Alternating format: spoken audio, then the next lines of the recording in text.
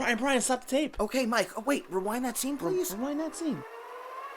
Rewind that scene. Rewind it. Rewind that scene. I'm Mike Rizzo. And I'm Brian Bonds. And this is Rewind That Scene podcast, baby, where we go back in time to bring on our favorite actors, directors. Today we have an editor. We bring on everyone from our favorite 80s and 90s movies and sometimes 2000, right, baby Bond?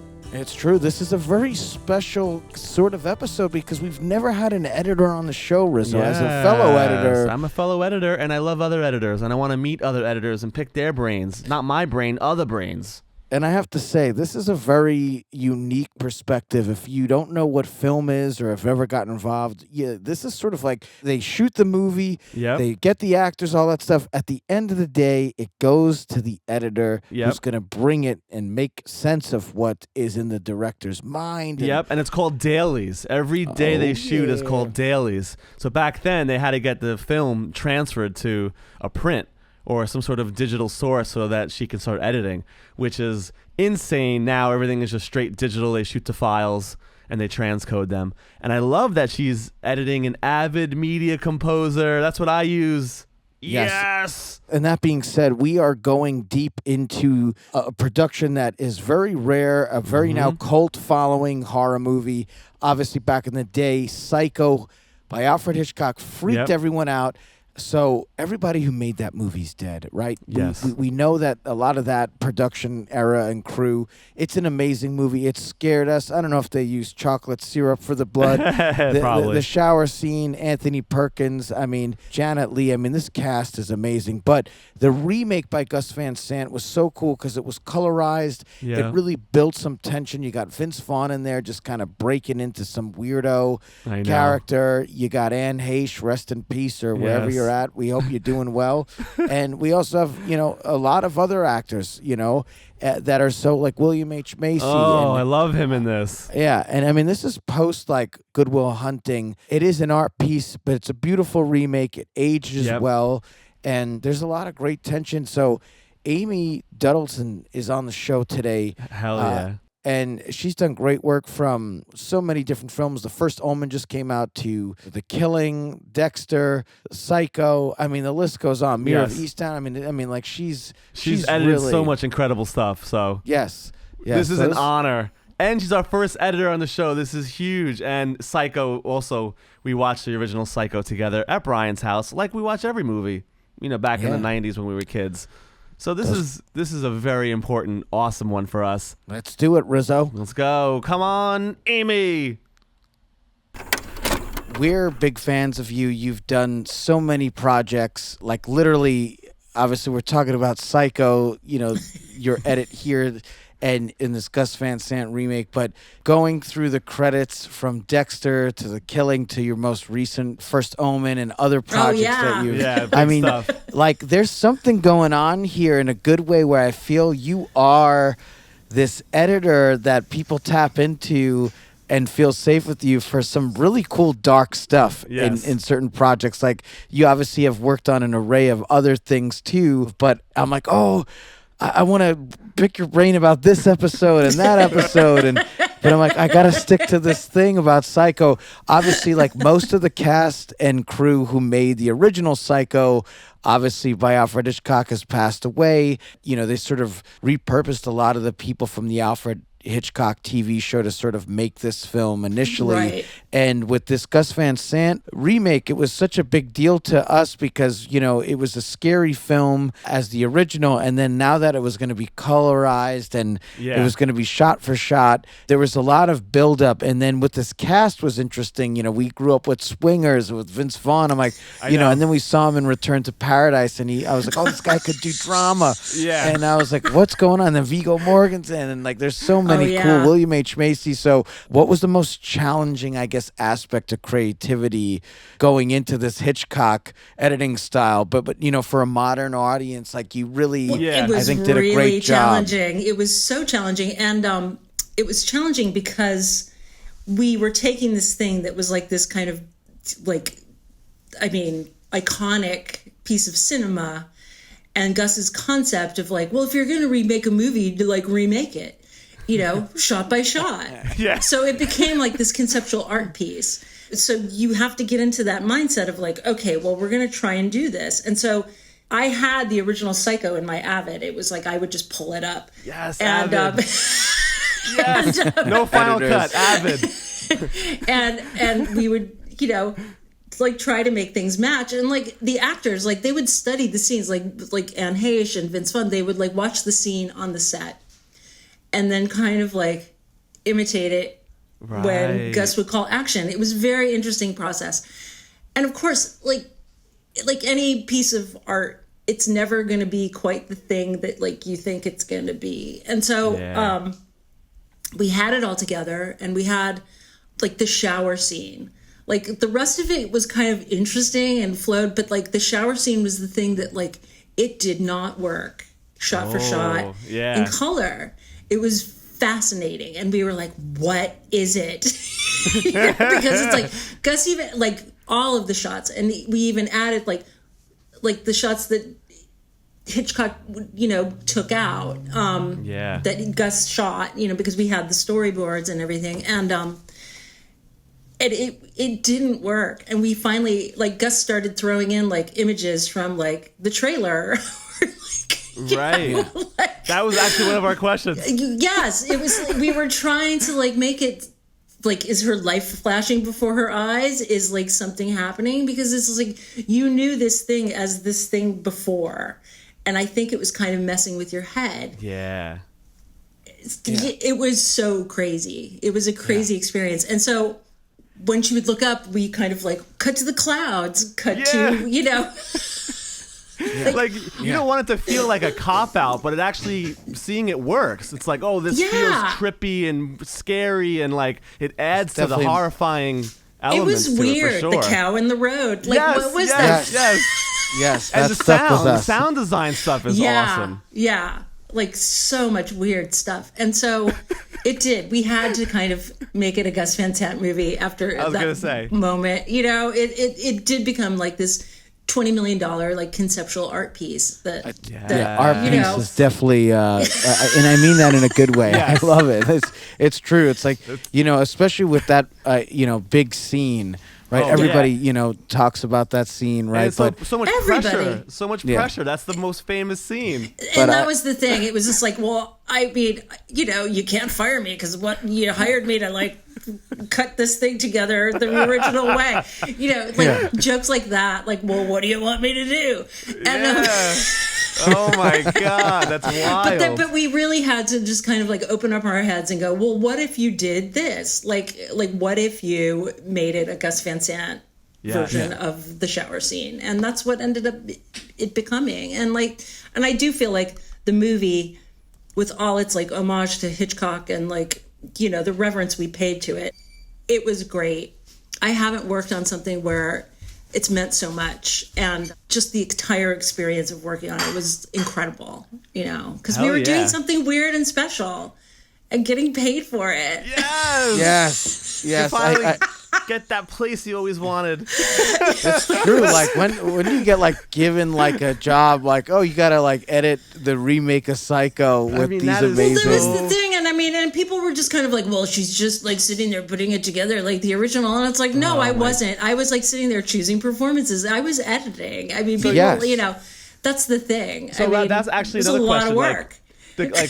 What unique contributions, like with like William H. Macy, Vince Vaughn, and Julianne Moore, like did that influence like a lot of your choices? Obviously, right? In picking the takes and picking the performances, like the nuances of them probably changed a lot of what you would, because they're just incredible actors. Yeah. No, you're like tapping into like the thing that they, the good things they do, and it's fascinating, and like the whole thing with like Julianne Moore playing like the butchy lesbian sister of like I loved that. That was like my favorite. It's really good. In the original, she's like the pearl clutching, like, what happened to Marion? And like, it's true. Julianne Moore just like goes inside the house. It's like I kind of love that. It's really great. That was another scene where it's like we had all of the special VFX rigs to like pull that thing off. Yeah.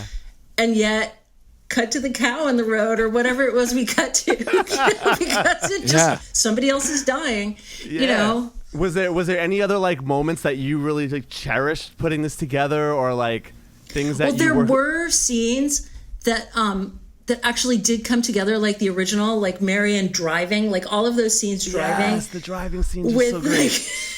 Like, you know, they found the road that they shot that on, and like the telephone pole is still there. Like they stopped in the exact same place. Like this was like the crazy stuff. And like James Remar, you know, coming up to her, and like that whole thing, like that whole part it felt like the original, but it wasn't. And it all came together very much like the original. And I just loved it because she worked so hard. Like Anne Heche, God bless her, wherever she is, she worked really hard to just kind of like make Marion like freaked out, totally. Like driving and like, you know, somebody's off screen going, oh no, you know.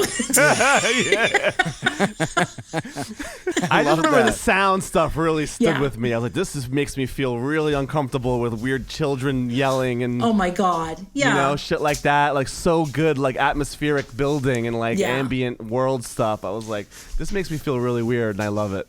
Yeah, no, it was a crazy experience and one that I definitely cherish. And even just rewatching that like dissolve with Vince Vaughn's face when he's in the interrogation room, and it's a little bit creepier than the original. His performance is even weirder. I feel, you know, is weirder. Yeah, when he's sitting in that room and he like really went to town. You know, I mean, and that whole dissolve and the mother. I mean, we had like a mother that looked like the original mother, and then that was just like, no, not scary enough. And so we got to go to Rick Baker's like makeup shop, and like he made the new mother. And then it's like, make a bug crawl out of her mouth. Yeah. And then that was so cool. Dial up the creepy.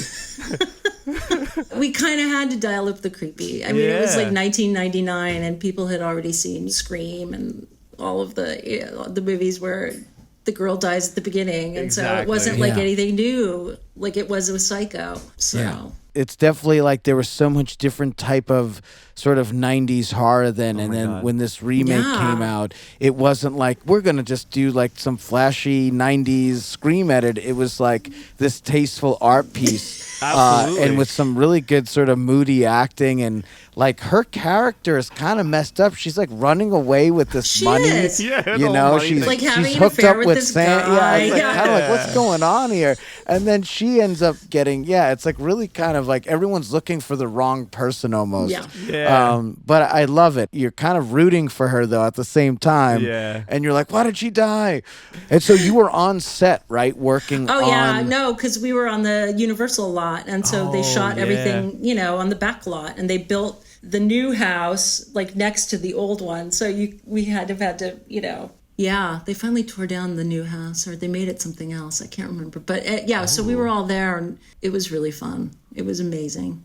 And what's the process like with like, do they just give you the dailies and you're like, I'm sorry to sound, I know that, you know, digital has gone, people who you know, don't come know, a long like, way. Well, for people who don't know, and also this was still like 1999, I guess, or 1998. 1998. So it was film, and we had dailies like on film. You know, I didn't edit on film, but we still watched them, and we conformed the print, you know, as I went along. And that was how we did it back then. Which is crazy. Yeah, so we would watch dailies at lunchtime, and like the actors would come and watch dailies. Like it was very interesting, and just having like those are the experiences of like the old days when you know you had that communal thing of like watching the dailies and taking notes, and now you're just like you have hours of dailies and you can't get through them. Never enough time. It's like I will watch the scene of these dailies, but not everything you did yesterday. Do you prefer now to like have like your own like half a day before someone's like working with you, or do you kind of prefer the more collaborative spirit right away? Oh, I like collaborating right away. I mean, I like putting it together, and I like watching everything. I mean, that's definitely important, and like going through and making sure that you think you found everything good, and you know, and of course you haven't, but it's like you know, there's always that little nugget after they cut camera. Do you feel it's always the last take is the best take? No, Awesome. not answer. ever. Not ever. Sometimes the first take, and a lot of the times it's the first take, because it's like actors like lose their way by the end. Yeah. You know, and some people do need the last take. I mean, that's the thing you learn, you know, just the rhythms of actors. Like Kate Winslet, she nails it on like the first take. Amazing. But, you know, she'll give you a couple more if you want. And she'll Totally. ask for one. This is a more of a nerdy question. Do you kind of like cut like a long assembly and then kind of work with the director to like tear it? Or that's what I do. Right? Yeah. Amazing. Like I only whole- done one feature and I was like, this is so crazy. Like, It's how do a you, lot. How do you pare this down? Yeah. But It you is Yeah, I a kind lot. of worked in scenes, but I've always Yeah. wondered how other editors do it. that's, you know, you have like the whole movie. And then Yeah, you just kind okay. of start. Yeah. Yeah, amazing. Oh my I God. know. Do you get a chance to like sleep throughout this process on a project like this? Like, What's because the- I can You have only to. imagine like getting My under the brain covers stops and you're like, working. all right, we're Yeah. gonna do the shower scene like this. William H. Macy There's will no cut it this sleep way. when you're an editor. It's true. Like most of my good ideas come from like being in the shower or like, you know. You were saying that had an earlier too, idea. Mike. I had Yeah. an idea this Oh my morning. God. But yeah. I love that. Was there anything that you're working on now? I know you're like a badass. You're probably very busy. Oh, I'm Something you wanna working on promote? an HBO limited series called Task. Yeah. They had a little bit of it, tiny bit of it in the big preview they showed, I guess, on Sunday night or whatever. Oh, nice. Yeah, of like coming in 2025. But Mark Awesome. Ruffalo's in it, and Incredible. who else? Martha Plimpton and Tom Pelphrey, and it's a really great cast. And it's the guy who did Mare of Easttown. He's the writer. So it takes place in Pennsylvania, and it's kind of Nice. where Mare did. And but it's like a FBI, you know, Yeah. biker gang drama. All right. Yeah. Yes. Do you lot of travel? Do you travel to almost every project set? No, Gotcha. You're I like, don't. hell Because I just no. picture you like rolling up into Pennsylvania, like, yeah, I'm I here. did not. Drop the No, Abbott down it's the like, dongle. You know, we did a lot of. One of the directors was he lives in Brooklyn, and they decided to make the whole post production of Task in New York, and I was there for like 6 months, and they finally let me go home because it's just going to keep going on. Yeah. But I've been here long enough. Yeah, I gotta go. No, I don't normally get to go to the location. You know, I mean, on films sometimes you do. They'll like send you for like a week or a few days, but not. You know, like on the First Omen, I would have loved to go to Rome. Like that would have been amazing. Oh my God, yes. But then they decided, you know, nobody gets to go to Rome. God damn it. I was like, I know, God damn Next it. time, Yeah. put that in the contract. I was like, they were like, you don't want to come to Rome. And I was like, can I just like visit? I might be there anyway. You know, but first I was supposed to be there like editing for a little while, and then they were like, there's like no internet that works here. Yeah. You can't don't want super to be hot. here. It's such a slow connection. You'll be pointless here. It's like, okay, I can go eat gelato. Something. That's so cool, though. I mean, I mean, really, like the killing is also another big, Oh yeah, the Yeah. killing. big, really like. I had no idea Love that that show show. would grow on us and Dexter. Obviously, I mean, everything you've Yeah. worked on, and it's great that obviously the First Omen too. Like people are still freaking out about this film, and so I just Yes. going through your credits, like I love that. Obviously, like you sort of mentioning before, there's so much different stuff you've worked on, but then there's this like solid sort of cool thriller thing that Yeah. I think like as much as the director and actors bring it, you're really setting the pace for, you know, shit being scary and what's Oh, about to yeah. go Oh, down. yeah. So major respect and props to 100%. you. Thank you. That's honestly, It's it really all comes fun. down to the editing. Yeah, right? I It is. director, It's editor really for sure. fun. But it's, yeah. Yeah. You're the No, one crafting it. It's beautiful. Thank you. No, it is. It's a lot of fun, and especially like horror is really fun because it's like you're trying to like, you know, scare people and do like it's really fun to creep the shit out of people. It's so much fun. I Absolutely. can't like anytime I can make a jump scare like anywhere, I will do Yes. it. And so it's like I will do it in this show that I'm working on right now. It's like, ooh, if I do that, it'll make people jump. Do you have like your like go-to, like, you know, you don't have to give the secrets away, but like a go-to things that you do to like get those scare moments? Sounds. It's always sound. It's always sound. Like, always, you know. Obviously. Oh, come on. It's like you could, you know, if the camera isn't cooperating, you have like some like What is your advice for editors who want to get into features? Oh, wow. And movies on your caliber, or even TV? How would they crack into it? You know, it's just never give up. I mean, that's kind of like the thing that like happened to me. It's like my career has been kind of like a roller coaster, you know. It just kind of comes and goes, and this business it's not for the faint-hearted. And there are like really, you know, down times, especially like right now where the industry is trying to figure out like where we're going to go. And like streaming is starting to pay off, but like now everybody's like, oh, we're making a profit. Now we don't want to like have shows. But commerce, I don't get it. But if we buy these people's shows, then we can, you know, like whatever. You just can't give up. Yeah. And if you meeting people is like of the utmost importance. It's like networking, like it's really what it's all about, is just meeting people and getting to know as many people as you can, and like going to film festivals and like talking to directors and just schmoozing. I can't like emphasize the schmooze enough. Well, editors are the unsung heroes, that's for sure. Yeah. So really, you know? Oh! Damn Amy, right.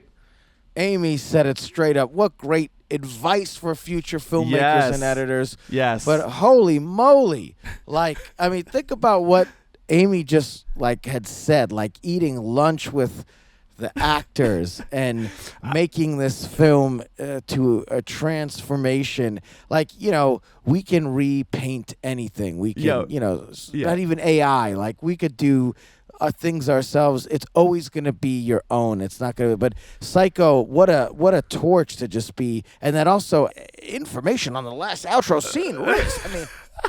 I also love that she says sometimes it's the first take that's always the best, and I kind of agree with that, because the more you do the takes and takes, but if they were shooting film back then, they're not doing 1,000 takes, they're doing 2 takes and then moving on. But I love that she said the first take is usually kind of the money take, because they're already in the zone. The more you kind of do it, they might lose their flavor a little bit. But I love that she tapped into the sound design stuff. That's really, really awesome.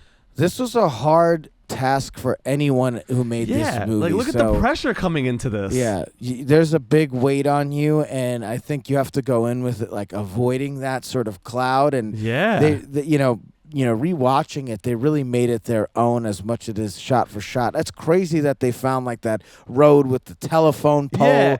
And like, talk about the insane shit. And talk about the pressure with that shower scene, man. Like, I can't even imagine being in her position, trying to recreate an iconic scene like that, and just figuring it out and making it more his own and her own. You know, that's so amazing. Wild. And she said that Gus Van Sant had like the storyboards. Yeah. That maybe of shots that didn't even make it, but that were the original ones. So like, why not throw that in there? So, I mean, I don't know. Just really, really blown away by this. The whole just process. I really love it, man. Yeah. That's amazing. Well, keep a lookout for her new work coming out, and follow us on social media at Bobo Touch. Follow the show. Follow the podcast. We put these out every month. We try to get really good people, actors, writers, directors, costume designers. We want to get a DP. Me and Baby Bond might try to remake Psycho as well one day, because we that's what we do. We remade The Crow as kids. So this is one for possible, the books. baby. Right, baby? And also, like, possible, baby. One more thing, like Vince Vaughn, we know him as a comedian, as a comic actor. Yeah. So this shit fucking rocked us, seeing him in this role. He plays it so good. He's definitely like creepy as fuck, man, and like just nerve wracking. Obviously, there's some other added scenes, and things that are a deeper level. But he's really not someone you'd want to hang out with. And he plays such a prick when the detective comes even more like the prickness rises. The prickness. it must have been some pressure for little Vince, but I think Yeah. he did a great job. I think he did. I'm proud of Vince Vaughn. I hope he's happy that he made this movie with Yes. the crew. And Amy really did just such a phenomenal job piecing everything together Absolutely. and making it feel like the original with its own spin, you know? Oh my God, you really feel that tension and the suspense and the horror. So great Yeah. stuff. We love you guys. Tune in next time for more amazing, cool stuff.